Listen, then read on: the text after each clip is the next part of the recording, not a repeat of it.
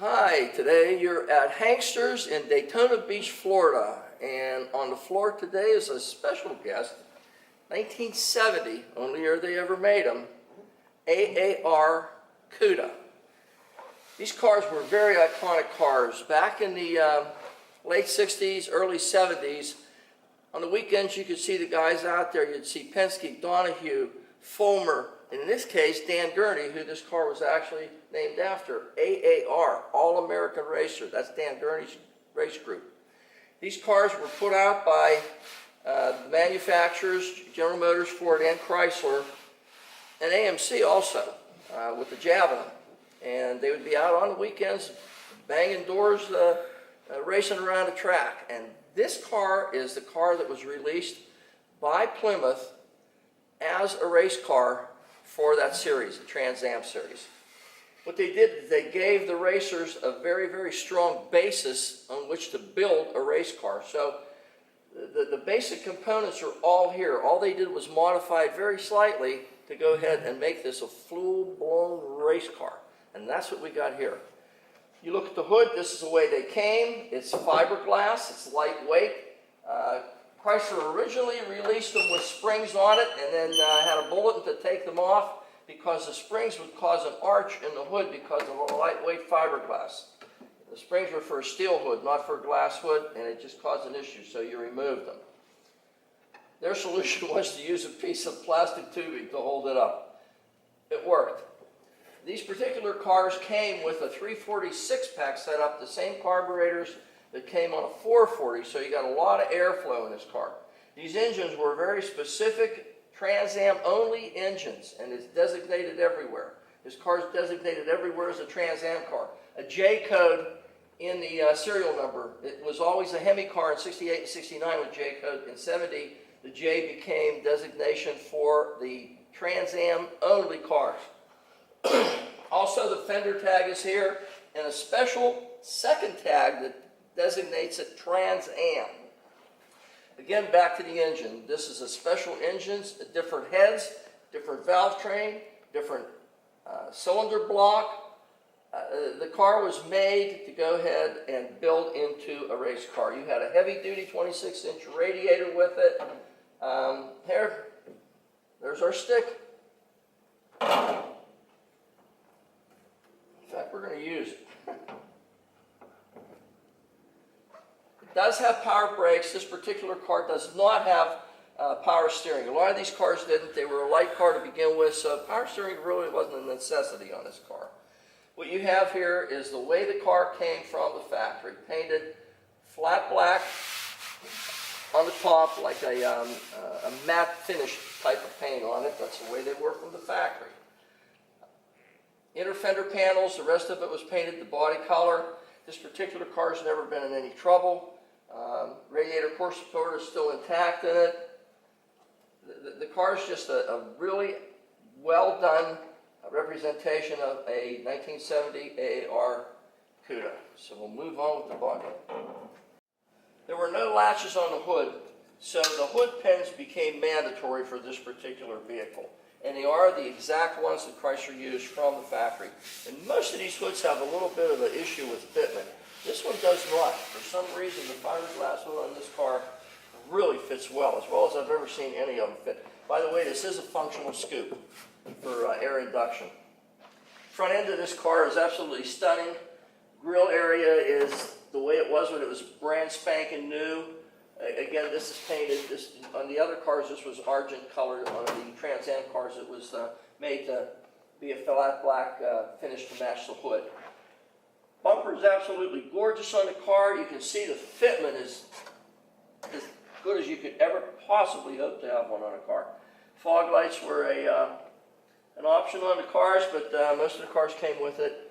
Great looking front end. You can see the fitment, especially for this fiberglass hood, is exemplary on this particular car. It's great, great fit on this car in the front.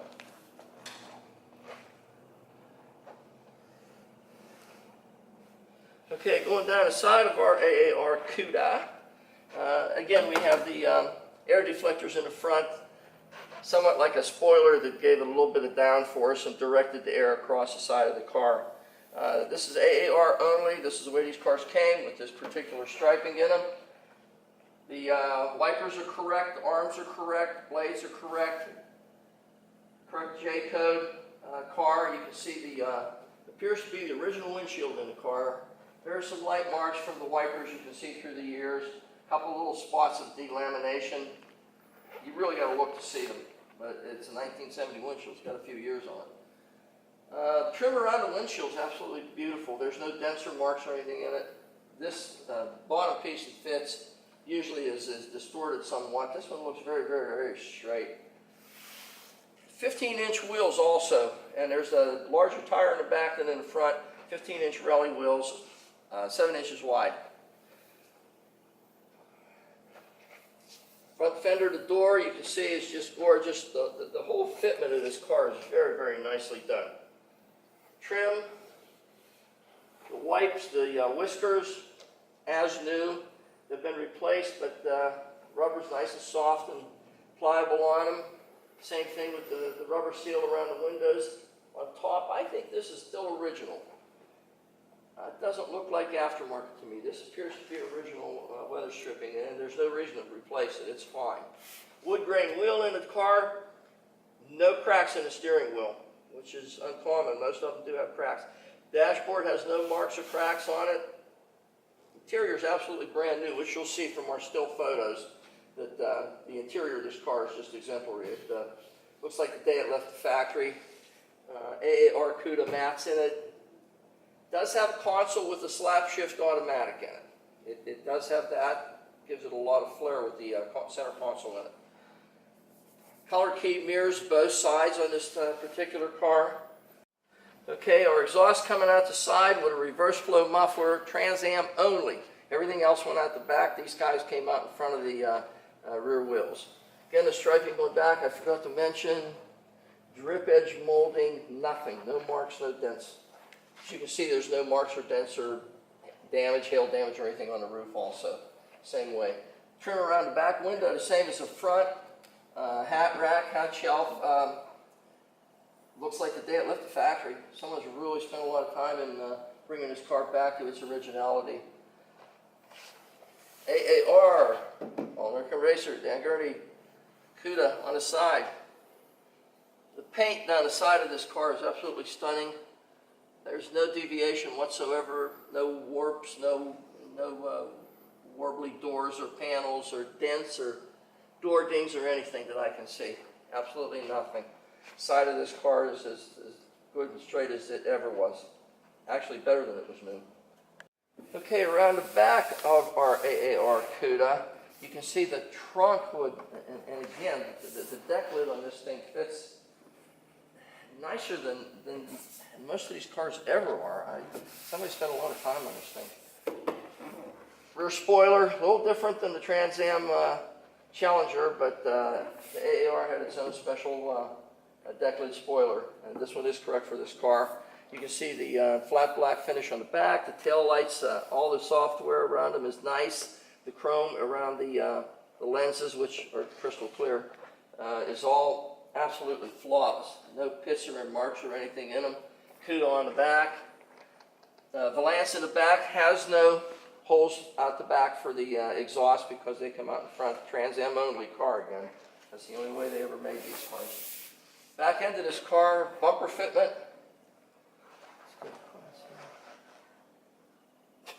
Give me a micrometer because that's what we're going to need to find any deviation on that one.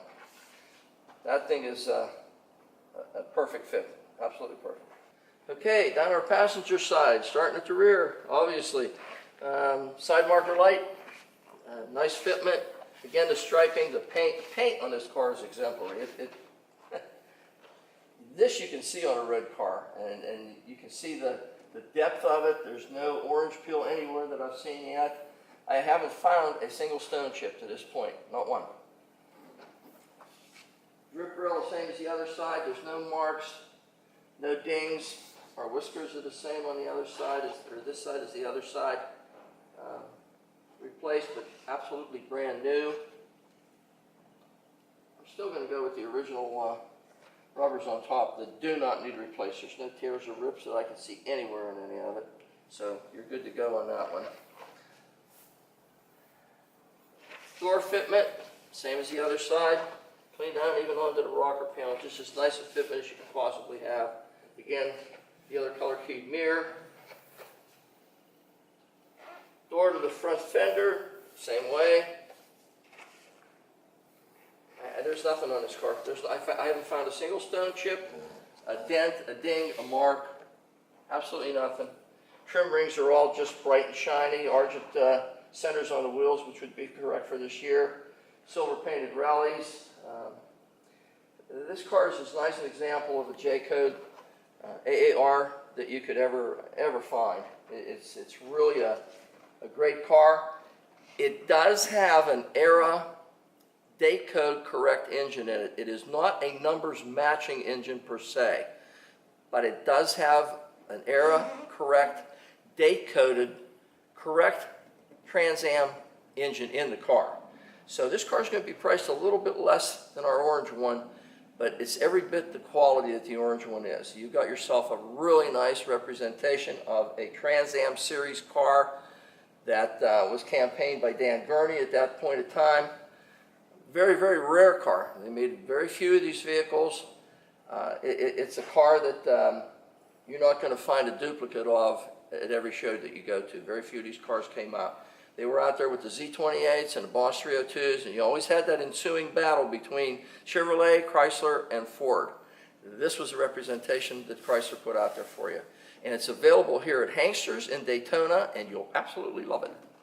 All right, we're underneath our 1970, only year anyway, AAR Cuda. Everything's new. New sway bar links, new sway bar bushings, new tie rod ends, new disc brakes, new rotors, new calipers, new steering link, 2 1/8 inch pipes. The motor's been out, you can see it's brand new and fresh, everything's done. It is a date code correct motor, not a numbers correct motor, but it is date code correct. Updated gear reduction starter on it. Appear to be the original trans cooling lines, but they're as original condition and don't need replaced. They're just like brand new. Heavy duty torsion bars on it. Subframes are absolutely flawless. There's no dents or marks or dings in them anywhere. Floor pans in the front. There's no marks, no rust, no deterioration. New rear mount for the transmission.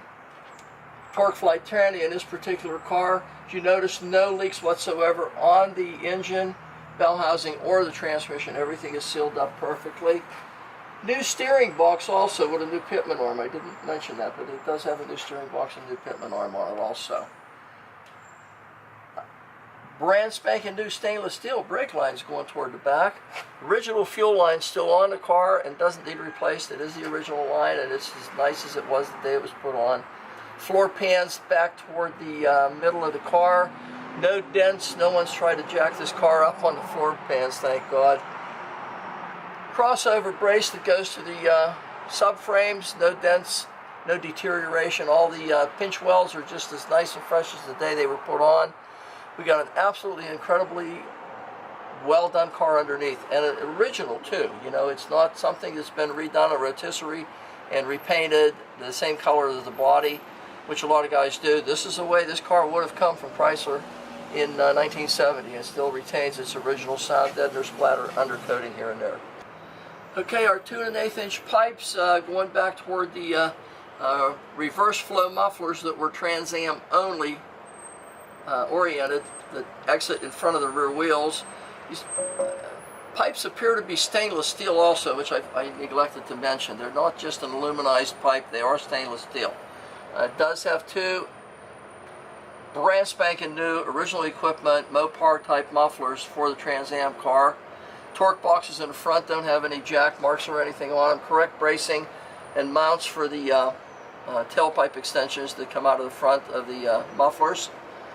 Mufflers themselves, as I stated, are brand spanking new. Floor pans in the back. There's no dents, no marks. No one's tried to jack anything up on them in any way. One little tiny mark here when somebody was moving a jack underneath it, apparently. They caught it a little bit. Not even worth mentioning. It's not even worth a look or a mention. Appears new U-joints on the drive shaft, 8 3/4 rear end.